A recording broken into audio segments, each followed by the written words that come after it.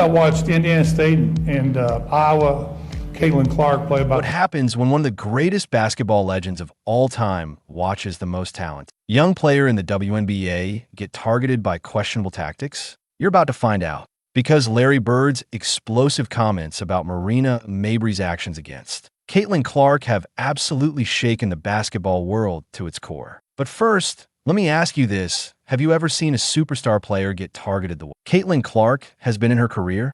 Because what Larry Bird witnessed during that Connecticut Sun game changed everything about how he views what's happening in the WNBA. Now, here's what makes Bird's perspective absolutely devastating for Marina Mabrey. Larry Bird has been exactly where Caitlin Clark is right now. Back in the 1980s, Bird was the most skilled player in a league packed with incredible athletes who tried to intimidate him physically because they simply couldn't match his otherworldly basketball IQ. But here's the crucial difference that Bird pointed out, and this is where it gets really interesting for Mabrey's reputation. Bird knows the difference between championship-level, competitive basketball and what he's seeing happen to Clark and what he witnessed in that Mabrey incident. He called it the most cowardly act I've seen on a basketball court in decades. Yes, you heard that right. When Bird watched the footage of Mabrey shoving Clark from behind while she was dealing with getting poked in the eye, his reaction was immediate and absolutely brutal. This is a man who battled against legendary enforcers like Bill Laimbeer and Dennis Rodman, who understood what genuine competitive fire looked like better than almost anyone in basketball history.